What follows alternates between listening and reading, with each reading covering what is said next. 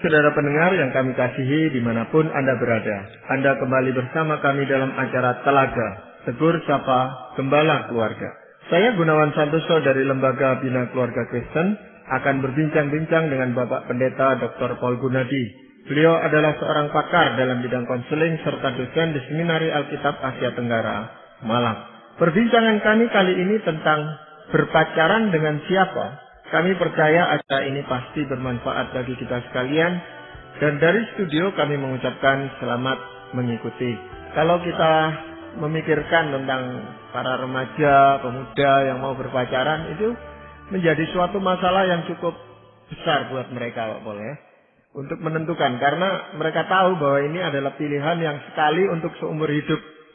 Nah, ini merupakan suatu gejala yang umum atau hanya pada tempat-tempat tertentu saja, Pak Paul? Begini Pak Gunawan, memang kita harus terima ya faktanya bahwa dewasa ini akan sedikit sulit ya buat orang itu bertemu dengan yang seiman. Karena apa? Karena ya bukankah kita tahu sekarang pergaulan sangat meluas ya Pak Gunawan. Misalkan di kuliah ya kita bertemu dengan banyak orang, kemudian sekarang lewat internet, chatting, kita bisa juga bertemu dengan banyak orang, Facebook, apa. Jadi, dengan kata lain, telah terjadi perubahan ya, secara sosiologis, kelompok-kelompok di mana kita ini nanti bertemu dengan teman-teman. Jadi, makin banyak kesempatan kita bertemu dengan orang-orang di luar, sehingga akhirnya kemungkinan kita tidak memilih yang di dalam gereja itu juga besar. Maka, bagi sebagian orang, yang memang lebih banyak menghabiskan waktunya dalam konteks gerejawi, kadang-kadang mereka kesulitan ya untuk menemukan pasangan hidup.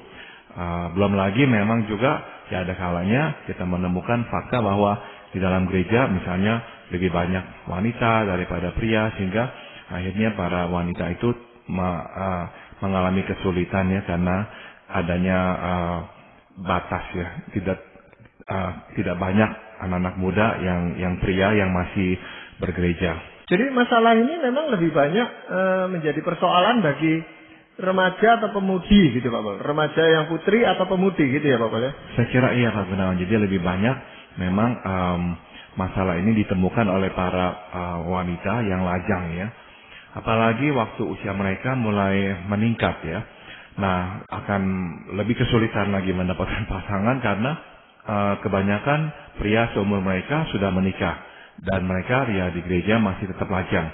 Nah, akhirnya ya ada godaan Pak Gunawan ya untuk mengkompromikan nilai-nilai dan akhirnya ya asal terima saja, asal pokoknya menyandang status nikah. Nah, ini yang nanti kita harus waspadai Pak Gunawan. Nah, sebenarnya dalam hal apa Pak Paul? Mereka itu harus punya pedoman, suatu norma, suatu ukuran pasangan hidup yang sebagaimana yang layak menjadi pasangannya gitu. Nah, kita memang harus ya setia pada panduan atau pedoman yang benar ya, yang Tuhan juga tetapkan. Misalnya, yang pertama adalah kita tidak boleh berkompromi dalam hal yang paling penting, yakni mencari pasangan yang seiman. Ya, jangan sampai ya kita itu tuh mengkompromikan dengan berkata, wah saya sepadan kok, ya cocok kok. Ya, tapi tidak seiman. Nah, mungkin tidak apa-apa hal seperti ini. Nanti ya kita bisalah bersama-sama ya ke gereja atau apa. Tapi ya firman Tuhan ya dengan jelas mengatakan di 1 Korintus pasal 7 ayat 39, ia bebas menikah dengan siapa saja yang dikehendakinya asal orang itu adalah seorang yang percaya. Nah, dalam konteks percaya di sini adalah percaya kepada Tuhan kita Yesus Kristus. Juga di 2 Korintus pasal 6 ayat 14 firman Tuhan menegaskan, janganlah kamu merupakan pasangan yang tidak seimbang dengan orang-orang yang tak percaya. Nah, sudah tentu Rasul Paulus di sini merujuk kepada tak percaya kepada Yesus Kristus sebagai Tuhan dan juru selamat mereka. Jadi meskipun kondisi mendesak ya, pilihan itu terbatas, namun jangan kompromi dalam hal yang paling penting ini. Sebab ini adalah perintah Tuhan untuk kita anak-anaknya. Ya, dalam hal ini sebenarnya gereja berpeluang atau punya panggilan untuk mempertemukan para pemuda dan pemudinya, ya Pak Pol ya, membuat suatu program yang bisa mempertemukan mereka. Sayangnya kita harus akui Pak Gunawan, program seperti itu memang sangat langka. Jadi tidak terlalu banyak gereja yang mempunyai program khusus untuk mempertemukan para pria lajang dengan wanita lajang. Dan ya ada kalanya ya gereja pun mengalami kesulitan untuk melakukan ini sebab ya kita tidak bisa memaksa-maksa orang untuk datang ya, kalau memang orang tidak mau datang. Jadi ya intinya adalah seringkali ini menjadi masalah yang berat dalam gereja. Ya karena saya tahu bahwa bagi kebanyakan orang pernikahan adalah hal yang sangat penting. Jadi mereka akan berusaha sedapat-dapatnya untuk menikah dan seringkali mereka akhirnya berkompromi dalam hal yang paling penting, yaitu mereka akhirnya tidak menikah dengan yang seiman. Ya, dengan alasan beberapa orang yang mengatakan nanti kalau kami sudah menikah, saya akan mengajak dia ke gereja dan sebagainya gitu Pak Pol. Memang ada yang berkata seperti itu Pak Gunawan. Namun ya kita mesti mengingat bahwa begitu kita memutuskan menikah dengan yang tidak seiman, kita telah mendukakan hati Tuhan yang memberikan perintah-perintah ini. Tuhan memberikan perintah untuk ditaati, bukan hanya untuk dibaca. Dan waktu Tuhan memberikan perintah, dia memikirkan kepentingan kita. Kita ini kadang berpikir Tuhan menyusahkan kita dengan perintah-perintahnya. Tapi sesungguhnya perintah Tuhan adalah untuk kebaikan kita. Bukankah akan jauh lebih indah jikalau kita hidup bersama seorang suami atau seorang istri yang seiman, yang sama-sama mengasihi Tuhan dan Juru Selamat kita. Memang ada orang yang berkata, ya ini bukan hal besar lah, hal kecil lah, kami berbeda nggak apa-apa dan sebagainya. Nah tapi seringkali saya harus berkata seperti ini kepada mereka. Yesus Tuhan adalah Bapa kita. Ya, Dia adalah Juru Selamat yang telah mati untuk kita. Dia telah mengadopsi kita sebagai anak-anaknya. Jadi Dia adalah Bapa kita. Mana mungkin saya menikah dengan orang yang tidak mau ya mengakui Bapa saya, yang tidak mau bercakap-cakap dengan Bapa saya. Nah, bagi saya seperti itulah ya masalahnya. Jadi buat saya penting sekali ya kita menikah dengan yang seiman, yang dapat memanggil Bapa Sorgawi kita, yang mengakui Dia adalah Tuhan dan Juru Selamat kita. Ya, seringkali juga yang dipakai alasan adalah pasangan yang Kristen, sama-sama Kristennya pun itu seringkali menemukan banyak masalah di dalam kehidupan rumah tangganya. Sedang mereka yang tidak seiman itu masih bisa kelihatan lebih baik gitu Pak Pol. Nah ini memang salah satu ya dalih atau rasionalisasi yang dikemukakan oleh orang untuk ya mengizinkan dirinya menikah dengan yang tidak seiman. Nah ya ini membawa kita kepada panduan berikutnya Pak Gunawan. Ya setelah kita tekankan jangan berkompromi dalam hal yang paling penting, yakni menikahlah dengan yang seiman. Kita juga harus ya mendengarkan panduan yang kedua, yaitu kita tidak boleh berkompromi dalam hal yang paling penting lainnya, yakni mencari pasangan yang sepadan. Ya, jadi artinya kalaupun kita bertemu dengan yang seiman namun tidak sepadan, jangan teruskan. Ya, jangan kita berkata yang penting seiman, ya kita ini berdua adalah orang Kristen, jadi ya nggak apa-apalah. Meskipun banyak ketidakcocokan. Ingat ya bahwa pernikahan tidak dibangun di atas kesamaan iman saja. Tetapi juga di atas kecocokan atau kesepadanan. Jadi janganlah menggampangkan ya dengan berkata bahwa ya selama seiman maka segala masalah akan dapat diselesaikan. Secara teoritis itu betul. Tapi kan kita ini bukanlah orang yang selalu super rohani. Jadi kalau kita memulai pernikahan dengan perbedaan-perbedaan, dengan ketidakcocokan yang begitu besar, maka jurang ini nanti akan memisahkan kita meskipun kita seiman. Ya, jadi mesti kita camkan baik-baik ya, walaupun ya kita dapat menyelesaikan satu dua hal, namun kalau ketidaksepadanan begitu banyak, nanti akan menyulitkan kita dalam fase penyesuaian. Iya, ketidaksepadanan itu juga dalam bidang kerohanian, Pak Pol ya. Jadi walaupun seiman, tetapi kalau di dalam pertumbuhan iman mereka itu tidak sepadan, ini akan menimbulkan masalah di dalam rumah tangga mereka. Betul sekali Pak Gunawan. Jadi misalkan ya ada orang yang oke, saya hidup ini adalah untuk Tuhan, uang adalah uang Tuhan, yang penting kita mengelolanya dengan bertanggung jawab. Nah orang ini kadang-kadang akan tergerak untuk memberikan lebih ya dari apa yang biasanya dia beri, sebab dia merasakan Tuhan menggerakkan dia untuk memberikan persembahan ekstra kali ini. Nah, pasangan yang tidak memiliki kesamaan pertumbuhan rohani mungkin sekali akan marah dan berkata, kok kamu memberikan lebih? Buat apa? Tidak perlu. Nah, bagaimanakah kita menjelaskan kepada dia bahwa pada saat itu entah mengapa kita merasa itulah yang Tuhan kehendaki kita lakukan. Nah, tapi buat orang yang tidak mengalami hal seperti ini, yang tidak mempunyai pengalaman seperti ini, sulit untuk dia menerimanya.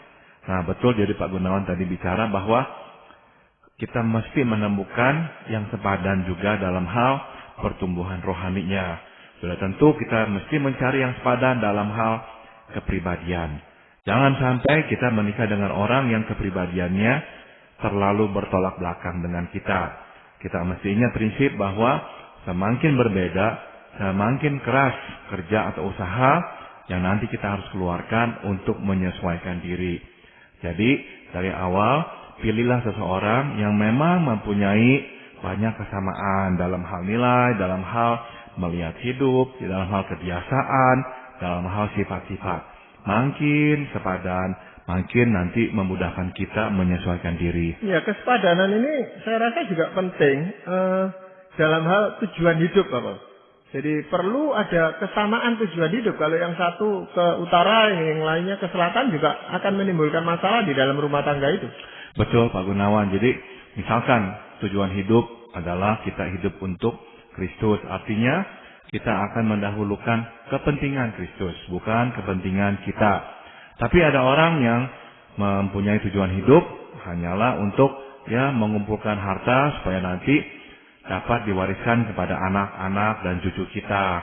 Sehingga tujuan mereka hanyalah membesarkan anak. Maka semua yang dihasilkan sedapatnya disimpan untuk keperluan anak-anaknya. Atau ada orang yang mempunyai tujuan hidup, mengumpulkan harta atau melebarkan karir usahanya sebesar-besarnya, tidak sama sekali memikirkan kepentingan Tuhan.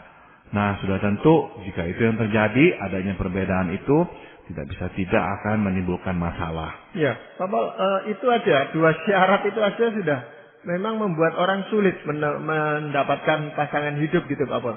Tapi bagaimana dengan yang lainnya, Bapak? Nah, menurut saya Pak Gunawan, kalau dua syarat ini dipenuhi, kita dapatkan orang yang sepadan dan yang seiman.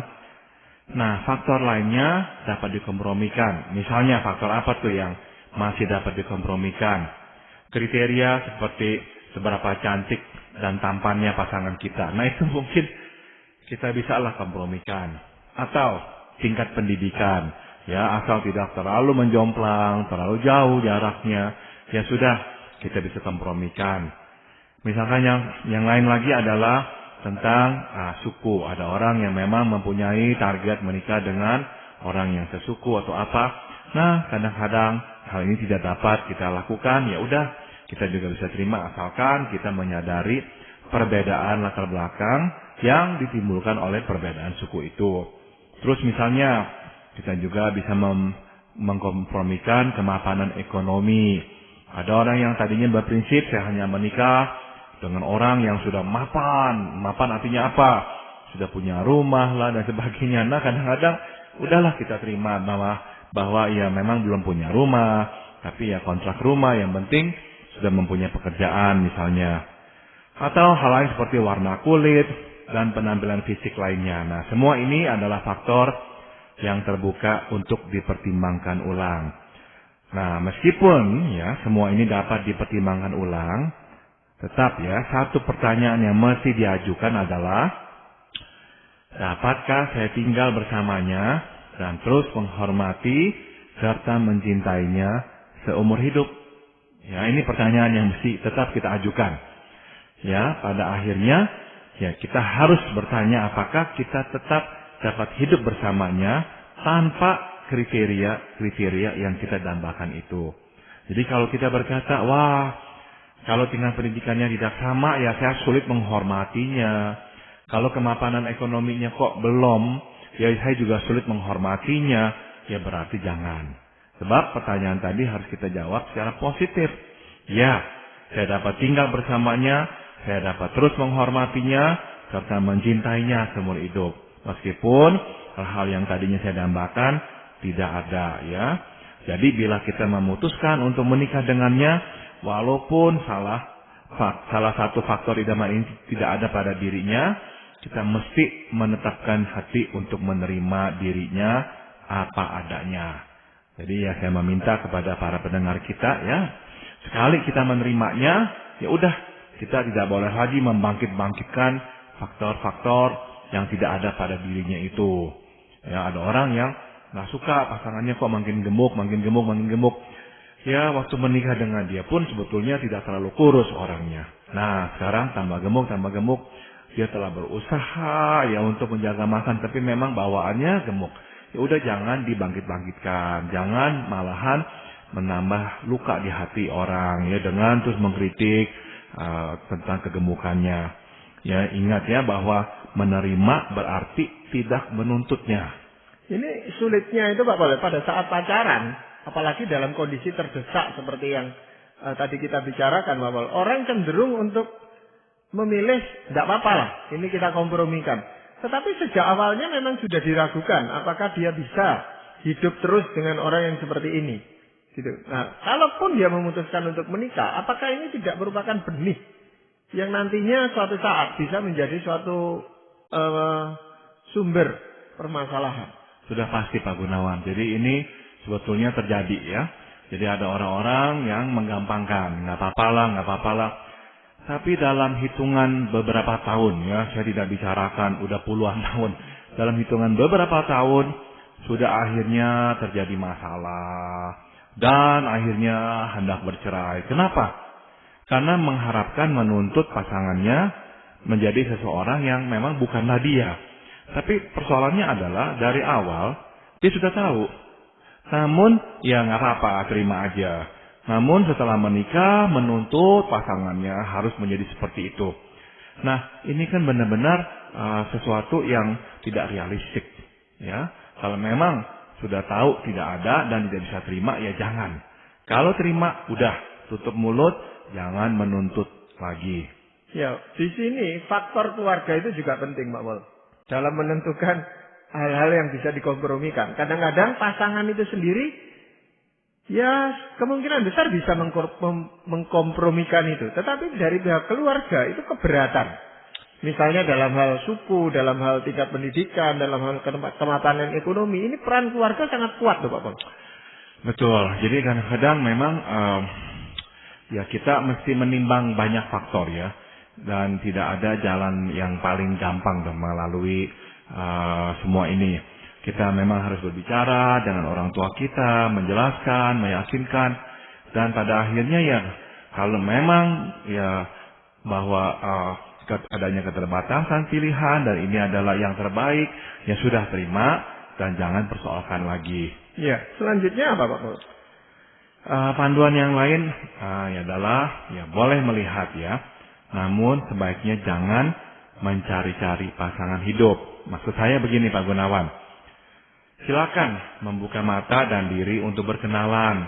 Namun jangan sampai kita pergi ke sana ke sini untuk mendapatkan jodoh. Nah, ini yang saya bilang atau yang saya maksud dengan jangan mencari-cari pasangan hidup. Ada orang yang benar-benar ya sangat membutuhkan pasangan hidup sehingga ke sana ke sini benar-benar hanya tujuannya satu, mencari pasangan hidup. Ya, jadi saya lebih menganjurkan, oke, silakan bergabung dengan kelompok lajang agar dapat berkenalan. Namun jangan sampai kita terlalu bergebu-gebu dalam mencari pasangan hidup. Pada umumnya, saya kira ya kita ini tidak suka dengan orang yang terlihat jelas tengah mencari-cari jodoh. Ya, mungkin pada dasarnya kita tidak menyukainya oleh karena kita tidak ingin diperlakukan sebagai objek semata, objek untuk dinikahinya. Ya, kita tidak mau itu. Kita ingin diperlakukan sebagai manusia yang utuh dan bernilai. Ya, Kita menuntut orang untuk berkenalan dan menyukai kita atas dasar keberadaan diri kita, bukan atas dasar kebutuhannya mencari pasangan hidup. Seringkali itu yang menjadi masalah kan kadang-kadang buat pribadinya sendiri tidak apa-apa gitu. Dia akan tenang aja menghadapi semuanya ini lancar. Tetapi lingkungan sekitarnya itu yang menjodoh-jodohkan dia, yang mendorong-dorong dia. Sehingga dia merasa terusik, Pak Paul. Nah, kadang-kadang memang lingkungan ya terlalu bersemangat ya Pak Gunawan menolong kita. Mungkin ya lingkungan juga atau kita lah harus berhati-hati ya. Jangan sampai terlalu bersemangat sehingga membuat orang juga tidak nyaman. Namun kitanya sendiri juga kalau memang kita sedang menanti-nantikan seorang pasangan hidup. Jangan sampai terlalu terlalu agresif. Sebab pada umumnya baik laki-laki maupun perempuan ya, yang terlalu agresif biasanya tuh membuat orang lain tidak suka, bahkan menjauhkan diri dari mereka. Ya sekarang ini kan menghubungi seseorang itu kan mudah sekali. Yang tadi Pak Paul katakan bisa lewat online, bisa macam-macam sarana yang tersedia gitu Pak Paul. Nah, menurut pandangan Pak Paul bagaimana ini Pak Paul? Nah sekarang ini Pak Gunawan ada ya layanan-layanan online untuk mendapatkan jodoh, berkenalan lewat online. Memang ada yang juga lewat Facebook, ya ada yang lewat chatting, dikenalkan oleh teman dan sebagainya. Aduh berhati-hatilah ya. Kenapa? Kita bisa menaruh apa aja Pak Gunawan di layar ya. Kita bisa mengetikkan kita itu siapalah, dari mana lah, gelar kita apalah, atau kita ini berpendidikan seperti apa. Kita bisa menaruh semua itu di layar Facebook kita lah, di chatting lah, lewat online. Tapi kan siapa yang bisa mengecek? Nah ini kan jadinya bagi saya ini membuka kesempatan ya untuk orang-orang yang tidak bertanggung jawab, orang-orang yang jahat untuk bisa memangsa kita-kita ini yang tulus mencari pasangan hidup. Jadi saya mau mengingatkan ya bahwa mencari pasangan hidup tidaklah sama dengan mencari buku ya online, lewat online. Bahkan ya dalam membeli buku pun ya kalau kita membelinya online, salah satu kerugian terbesarnya adalah kita tidak tahu isinya, ya. Sebaliknya, bila kita membeli buku di toko buku, ya kita akan dapat membaca dan mengetahui isinya. Nah, demikian pula lah dengan mencari pasangan hidup. Perkenalan lewat online, menurut saya tidak sama dengan perkenalan lewat interaksi langsung. Perkenalan yang langsung dan melalui rentang waktu yang panjang pun tetap menuntut penyesuaian. Apalagi bila kita berkenalan lewat online. Jadi ini kesimpulannya ya, untuk urusan sepenting pernikahan, lakukanlah dengan cara yang tradisional, namun terbukti ampuh, yakni perkenalan langsung. Kalau memungkinkan, kenalilah juga keluarganya, kenalilah juga komunitasnya, lingkungannya. Ini akan menolong kita ya, mengenal siapa pasangan kita. Ya, jangan tergopoh-gopoh ya, mengiyakan lewat online. Memang ada yang berhasil, saya tahu itu. Tapi saya juga tahu ada yang tidak berhasil karena bisa aja terjadi kebohongan. Ya, tapi kalau itu dipakai sebagai langkah awal, saya rasa kan dimungkinkan Pak Paul. Jadi hanya untuk tahap perkenalan, dan lalu mereka saling bertemu, saling pendekatan dan sebagainya kan dimungkinkan itu. Betul, betul. Jadi kalau dilakukan lewat perkenalan yang normal, ya tidak apa-apa. Jadi benar-benar online itu hanyalah tahap pertama lah ya, berkenalan dengan seseorang. Tapi setelah itu harus ya gunakan cara-cara tradisional, namun yang terbukti ampuh, yakni berkenalanlah dengan langsung. Ya, sebagai kesimpulan dari pembicaraan ini Pak Paul, apakah yang ingin Pak Paul sampaikan? Kita mesti mengingat ya Pak Gunawan bahwa hidup tidak hanya terdiri dari pernikahan.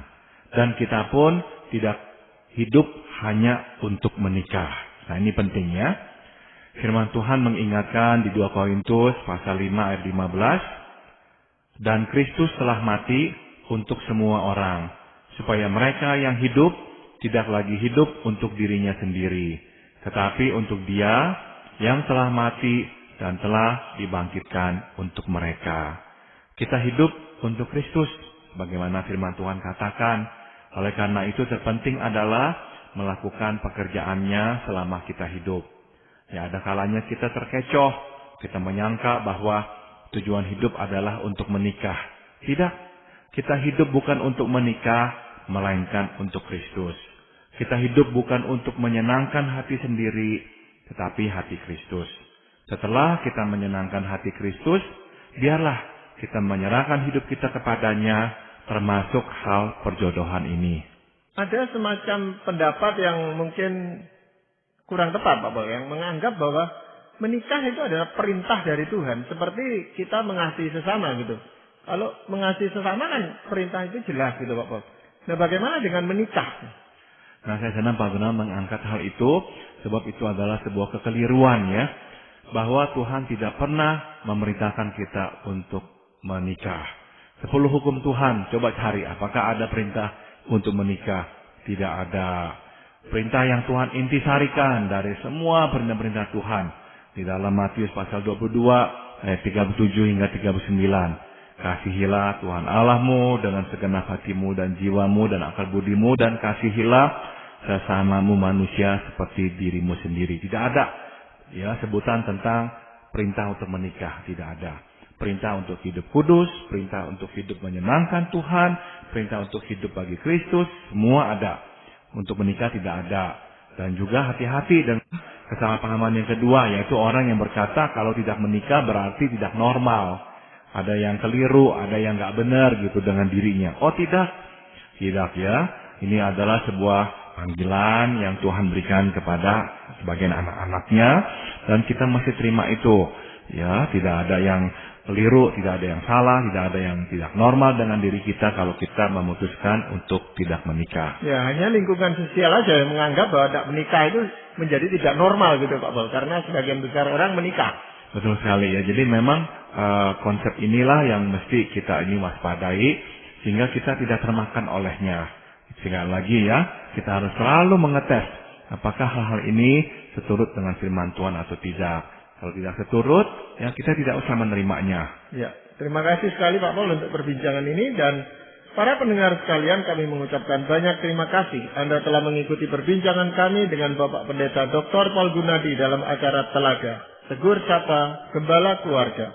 Kami baru saja berbincang-bincang tentang berpacaran dengan siapa. Bagi Anda yang berminat untuk mengetahui lebih lanjut mengenai acara ini, silakan menghubungi kami lewat surat. Alamatkan surat Anda ke Lembaga Bina Keluarga Kristen atau LBKK, Jalan Cimanuk 56, Malang. Anda juga dapat menggunakan email dengan alamat telaga@indo.net.id. Kami juga mengundang Anda mengunjungi situs kami di www.telaga.org. Saran-saran, pertanyaan, serta tanggapan Anda sangat kami nantikan. Akhirnya dari studio kami mengucapkan terima kasih atas perhatian Anda, dan sampai jumpa pada acara